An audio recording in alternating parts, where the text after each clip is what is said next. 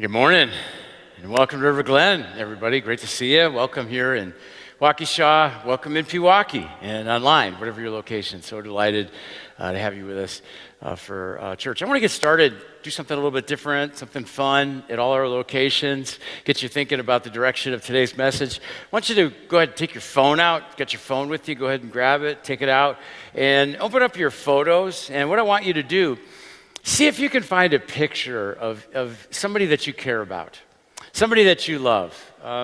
Any random picture on your phone of somebody that you love and care about will work. And while you're looking for that, I want to go ahead and just tell you next weekend we're going to begin a brand new series.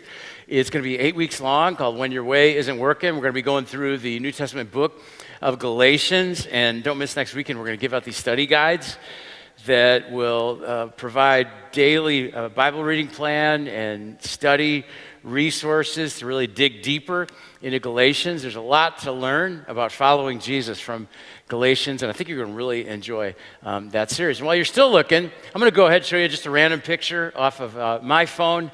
It's my son, Ryan, and his niece, our granddaughter, Chloe, two people that I love, two people that I really enjoy spending time with. And now it's your turn. And what I'd love for you to do, if you found a picture, just take a few seconds here. I'm going to give you like 15 seconds, and I want you to turn to somebody nearby, turn to the person next to you, show them the picture, and tell them who it is. Ready, set, go.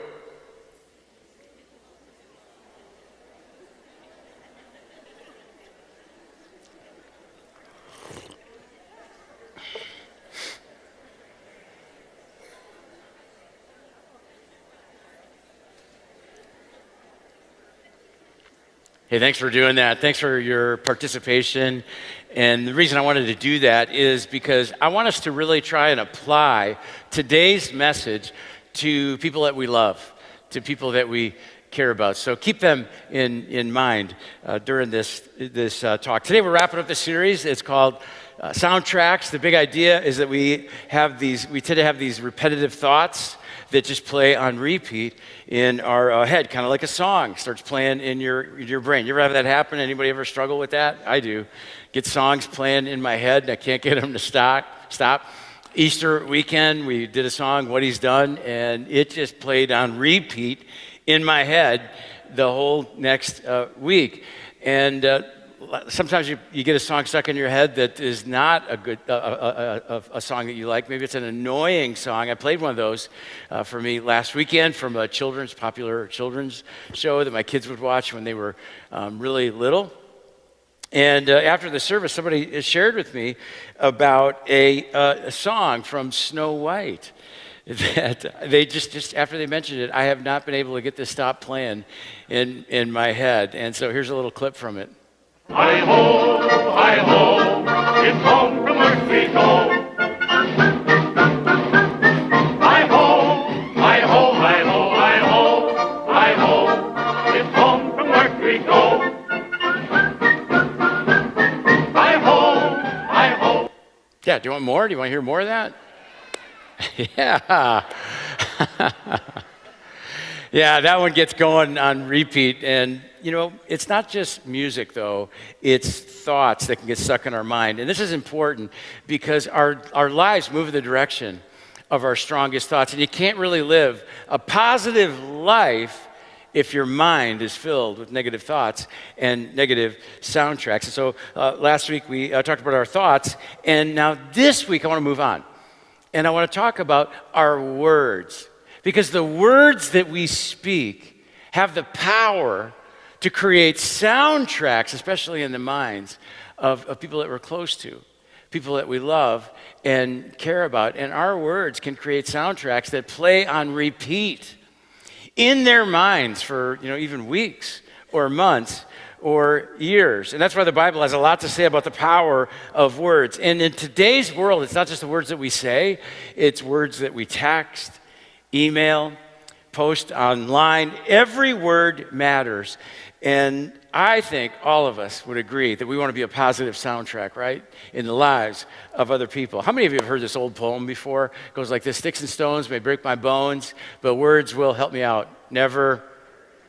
I don't know if there's a more untrue inaccurate statement that exists than that one. Think about it. You break a bone and it heals, right? I broke a toe in November. It hurt, but 6 weeks later, it was completely healed. Bones heal, and sometimes they get stronger, but words, one word can break your heart and pierce your soul and create pain that you carry for months, years, maybe the rest of your life. Proverbs 18 says the tongue has the power of life and death.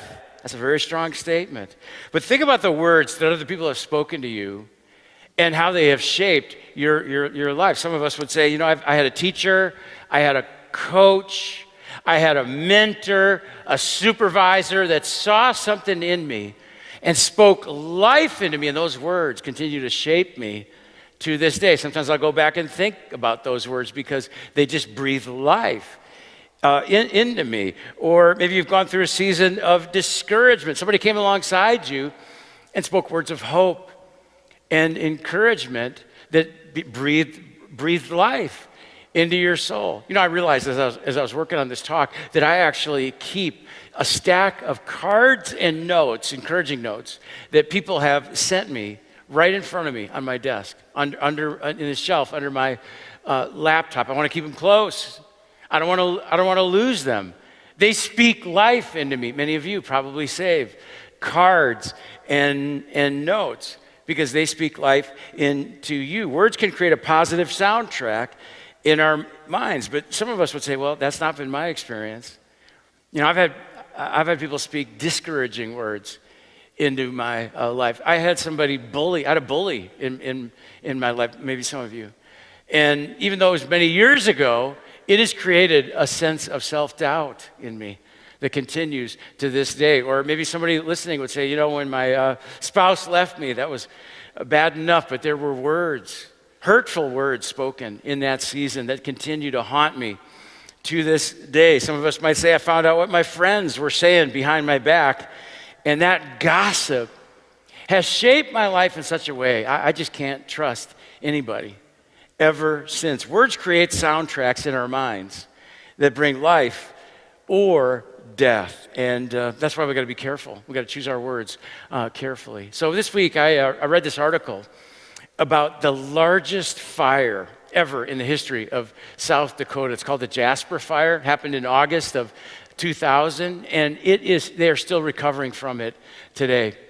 This fire burned down over 83,000 acres of land in the Black Hills Forest, the Black Hills National Forest. They sentenced the woman. They caught the woman who started the fire, and they sentenced her, Janice Stevenson, to 25 years in prison. She lit a cigarette, and she flicked the match away, and it wasn't out.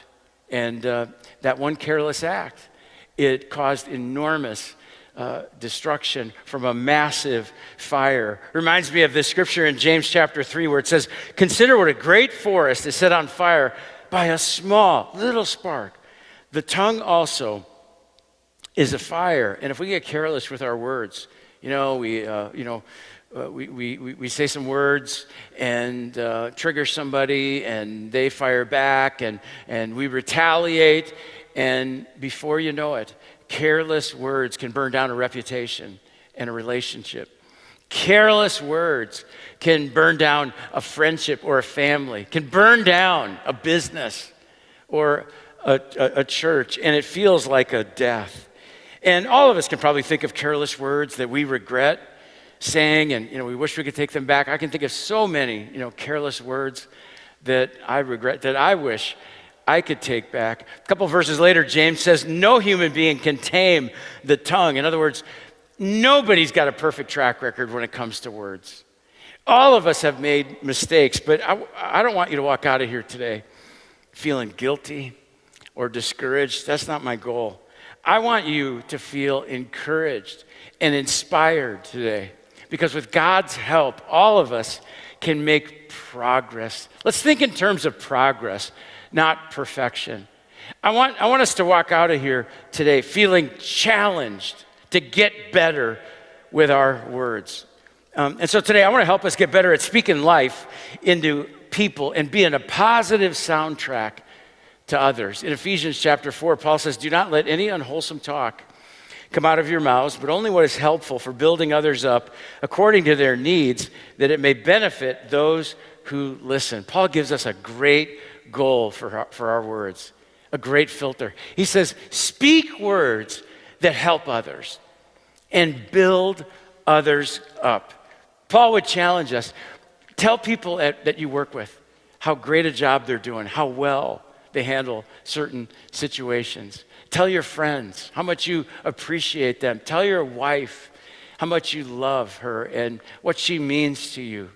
Tell your husband how proud you are and how you respect him. Up your texting game to your spouse, to your kids, your grandkids, maybe somebody whose picture, you carry on your phone. And just send them unexpected notes from time to time. Hey, I was just thinking of you. How's your day going so far? Build others up with words. One reason I asked you to find a picture of somebody you love and care about on your phone is because there's this tendency, I don't know if you've noticed this, we can have a tendency where it is easier for us to speak words of encouragement to people we don't know well. And we have a more difficult time speaking words of life, words of encouragement to people that we do know well. Why is that? Well, I think it's because we have a tendency to see the flaws in the people that we know the best, and we see the best in people that we don't know well. And we can put a stranger on a pedestal because we don't know them. But oftentimes the most powerful encouragement happens when we speak life into the people we know the most. We know the best. I talked about this a little bit last week, that the best marriages, the best relationships are two people who see the best in each other, two people who look for and affirm the best in each other. And so if we're going to be a positive soundtrack, let's start. Let's begin with those closest to us, and let's work our way out from there. But Paul doesn't just tell us to build others up with our words. He says at the beginning of the verse, to filter out unwholesome talk. In the original language, the word for unwholesome is the word sepo, which is where we get the English word septic. Think about the waste that leaks out of a septic tank, a septic system. Paul says, don't let septic words flow out of your mouth. They're gross, they're nasty, they're rotten. Replace septic words with life-giving words. And so what I want to do today is I want to talk about three kinds of septic words and how to replace them with life-giving words to help us become positive soundtracks in the lives of other people. And the first category of septic words is gossip. And I know gossip seems harmless. Gossip used to be a bad thing. Nowadays it's like, a $1 billion industry. We've got gossip magazines, gossip websites, and podcasts, and gossip news programs. And, part of us enjoys gossip, if we're honest. The Bible actually compares it to candy. So I did a little research and discovered what are the top 3 selling candy bars in our country. And number 3 here is my favorite, the Reese's Peanut Butter Cups. Number 2 is M&M's. Those are pretty awesome. Anybody know what's the number 1? Anybody want to guess? Yeah, Snickers is number 1. And the reason I bring this up is because the Bible compares gossip to candy. It says the words of a gossip are like choice morsels of chocolate. They taste good. They go down to the inmost parts. Gossip can tempt and lure us, just like your favorite candy bar. It's interesting where they keep the gossip magazines at the grocery stores. Right there by the candy bars, don't they? At the checkout. Gossip, all of us have got lured into it, right? Maybe you're on break at work and you're standing around the break room, standing around the water cooler, and somebody says, "Hey, did you hear what happened to so-and-so?" And you can feel yourself like salivating, like, whoa, what? No, what happened? What do they do? You want to ingest that gossip. It tastes like a piece of candy, like a choice morsel. But have you ever, overheard somebody talking about you, gossiping about you? It's not as good of an experience, is it? Many years ago, I was at a coffee shop in Waukesha, and I had my laptop out. I was just doing some work, had a hat on, and a few people walked in, sat nearby, didn't notice me, and I overheard them, and they started talking about church, and then they started talking about River Glen, and then one of them started talking about me negatively, and I was tempted to turn around and go, "Hi there, how you doing?" But I didn't do that. No, I did the opposite. I sunk in my chair. I pulled my hat down. And honestly, what they said about me is true. It's probably true. Gossip can be true, but it's still gossip because it's unkind, it's unhelpful, it's septic, and it creates negative soundtracks. If I gossiped to you right now, if I gossiped to you about somebody else, it would create a negative soundtrack in your mind that could play on repeat over and over. Proverbs 26 says, without wood, a fire goes out. Without gossip, a quarrel dies down. Gossip will start a fire that can burn down trust and a relationship. It feeds frustration and conflict. And have you noticed the more we share gossip, the more it changes and the further away it gets from the truth? And so here's a good filter. Here's a good way to identify and filter out gossip. Ask those same 3 questions that we asked last week about our thoughts. Is it true? Is it helpful? Is it kind? Yeah, if it's true, but it's not kind, it's mean. If it's true, but it's not helpful, it's unnecessary. And so we want to speak words that are all 3, true, kind, and helpful, to build others up and be a positive soundtrack. And so let's make this our goal. Let's replace gossip with good words, with life-giving words, encouraging words. What if we went to the break room, the water cooler at work, and instead of gossip, we talk about other people in a positive way? We start salivating. Hey man, you are really killing it at work.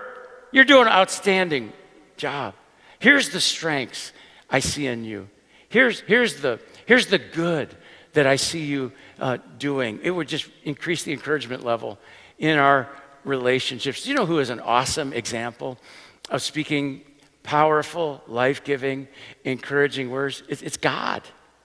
God the Father. I want to show you 2 examples where God the Father speaks audibly to his Son, Jesus, publicly. And I think you'll see a theme here. The first example comes from the baptism of Jesus. John the Baptist baptizes Jesus. And when Jesus comes up out of the water, a voice from heaven said, God said, "This is my Son whom I love. And in him I am well pleased." What's God saying? That's my boy. I love him. I'm proud of him. I'm pleased with him. And think about this. Somebody pointed this out for me. This is before Jesus started his ministry. This is before Jesus did anything profound. But God goes ahead and expresses deep satisfaction with his Son. Here's another example of God the Father speaking to his Son Jesus audibly and publicly. This happens at what is called the transfiguration of Jesus. Almost the exact same words. God says, "This is my Son whom I love. With him I'm well pleased." And then God adds a phrase, "Listen to him."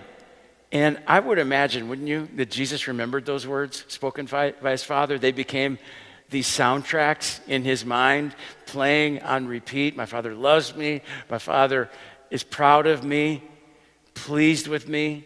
He believes in me. But as I worked on this message, I started feeling convicted. Sometimes when I give one of these talks, I feel stronger, more confident with a topic. But this is one I need to get better at. My default, I'll just be honest, my default is not to just pour, lots and lots of praise and encouragement on people around me, on the people that I'm closest to. And I need to be more of a positive soundtrack on repeat. especially with people I love, like God the Father says, I love you, I'm pleased with you, I'm proud of you, I believe in you. I need to say those words more often, especially to family and staff and friends, and just work my way out from there. And so let me ask you, who is it that God might be calling you to encourage? And I want to challenge you, figure that out this week. Let's not just say, oh, this is a nice idea. Let's put this into practice, and let's do it this week. Could be a text message that you send, maybe to somebody whose picture you carry on your phone, or maybe it's a note of thanks, or maybe a phone call. But would you do that this week? Let's replace gossip with good words. Another category of septic words is criticism. And by criticism, I mean negative criticism. Because there's two kinds of criticism. There's negative criticism that tears people down, but there is constructive criticism that builds people up. And maybe the best way, maybe a good way to illustrate this is with two hammers. In carpentry and construction, there are two hammers. They're both hammers, but they have a different purpose. There's the sledgehammer, right, that you use to demolish things, to destroy things.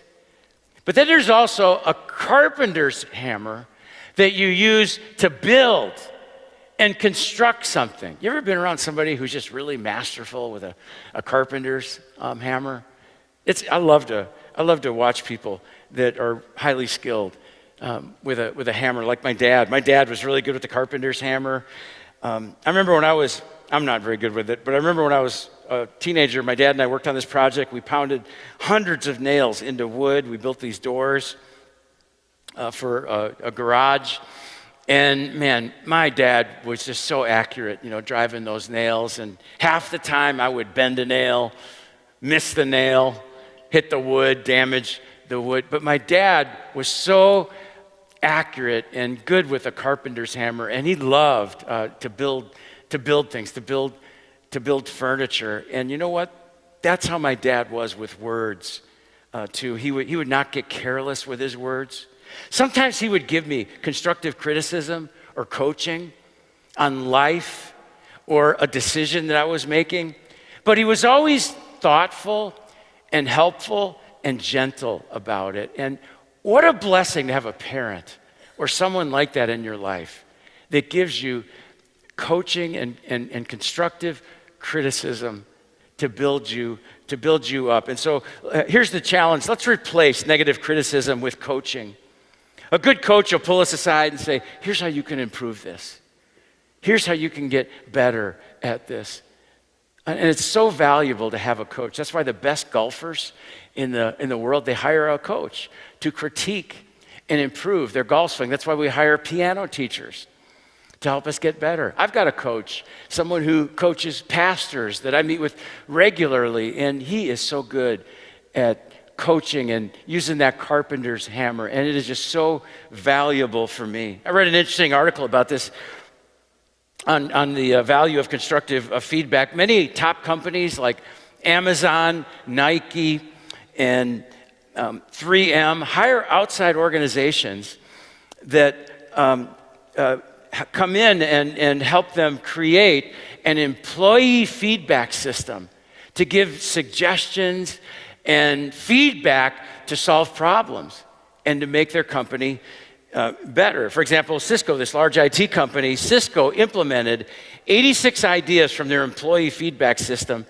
and those ideas have made a financial impact of over $60 million for the company. Constructive feedback and coaching are super valuable. And so let's pray for God to help us avoid negative criticism that tears down and destroys. And let's pray for God to give us courage, to not be afraid, and to speak up and share coaching and constructive criticism that might be super valuable for somebody else if we bring it to them with the right spirit and the right heart. Pray for God to show us how we can build others up and be a positive soundtrack. And then a third type of septic words is complaining, which can also seem harmless. Like it's no big deal, to complain about something. But have you ever been around somebody that complains all the time?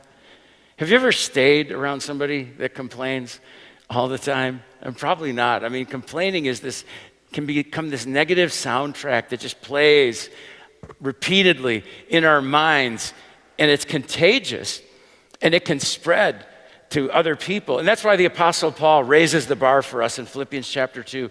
He says, do everything without complaining and arguing. Many scholars believe that when Paul wrote those words, he actually was thinking of this story of his people, the Israelites, and how they started grumbling and complaining, and it sabotaged their joy, and it just filled their minds with negative soundtracks. It's a great story in the Old Testament book of Numbers where the Israelites prepare to enter the promised land after seeing God work in amazing ways. God sent Moses, who delivered them from slavery in Egypt. God parted the Red Sea so they could walk across on dry ground. But before they go into the promised land, they sent 12 spies to go in and check it out. Some of you remember this story. 10 of the spies returned. And they start grumbling and complaining. This is never going to work. This is impossible. There's no way that we're going to be able to take this land. We should have stayed in Egypt. We had it better living as slaves in Egypt under Pharaoh. And we might think complaining is not a big deal. But look at what Moses tells the people. You're not grumbling against us, but against the Lord. People thought they were just complaining about Moses and his leadership, and Moses says, no, that's not the way it works. Actually, you're complaining against God. And you know what? We can do the same thing. We think, I'm just complaining about, the weather, my spouse, complaining about my kids, my job, the government, the traffic, and it may not seem like a big deal, but ultimately we're complaining about God and the blessings and the life that he has provided for us. And God said to the Israelites, because of your grumbling and complaining, you're going to wander in the desert for 40 years. God takes it personal. And so these people never experienced the promised land because 10 spies came back and started grumbling and complaining, and it spread. It was contagious, and it filled the minds of the people with a negative soundtrack. And so here's my challenge. Replace grumbling with gratitude, because we have just so much to be grateful for. I need to cultivate more gratitude in my life. That's why most days I begin in the morning with a prayer journal, and I just make a list of what I'm grateful for, reasons to be thankful that day. It helps me begin my day with the right mindset, with the right perspective and frame of mind. I've been writing a line in my journal. I read this somewhere, and it just connected with me, and I'll say, God, it is an honor to be alive today. God is so good. Life is a gift. It's just an honor to even be alive this day. We have a monthly staff meeting. All our staff gets together. We have lunch, and we'll celebrate wins. We'll fill up a whiteboard with all the ways we can think of that God has moved and blessed our ministries and our church in the last month. We have so much to be thankful for. Will Bowen was a pastor in the Kansas City area, and he got these little purple wristbands printed up that said "No Complaint Zone" on them, handed them out to his church. And he said, what if we did this? What if we put on these wristbands, and then let's see if we can go 21 straight days without using any septic words coming out of our mouth. And he said, here's what we'll do. If we slip up, okay, no big deal. We'll just switch the wristband to the other wrist, and we'll start over. And he said, if you catch somebody wearing a wristband using septic words, you remind them to you switch the wristband to the other wrist. And so they did this as a church. Local newspaper found out about it. The People magazine wrote up about it. Will guested on some talk shows. It just took off. It became a new ministry for him. Hundreds of thousands of people ordered these purple wristbands and took the 21-day challenge. And Will Bowen said, it took me 3.5 months to go 21 days straight where I didn't have to switch the wristband. He said, I discovered that about 20 times a day we let septic words come out of our mouth. And he ends the article by saying, because hundreds of thousands of people have taken on this little challenge, he said, I think there's a lot less ear pollution. I love that. And, think about how this could improve our relationships too. And so we handed out, here's mine, I got it on. We handed out these blue wristbands when you walked in, and if you didn't get one, you can pick one up on your way out. And I want to invite you. Would you do it? I want to encourage you. Go ahead and put your wristband on right now. Let's not just talk about this. Let's get better with our words. Let's do this challenge, 21-day challenge together. And they say it takes 21 days to start a new habit. Let's do it. And if you slip up, don't beat yourself up. That's not what this is about. Just, move it to the other wrist and begin again. Let's see if we can go 21 days without any septic words coming out of our mouths, without gossip, without negative criticism, without complaining. And think about how this could bless our lives. Not only is this good for our thought life and our mental health, this is going to help us to be a positive soundtrack for other people, especially people that we love and people that we care about.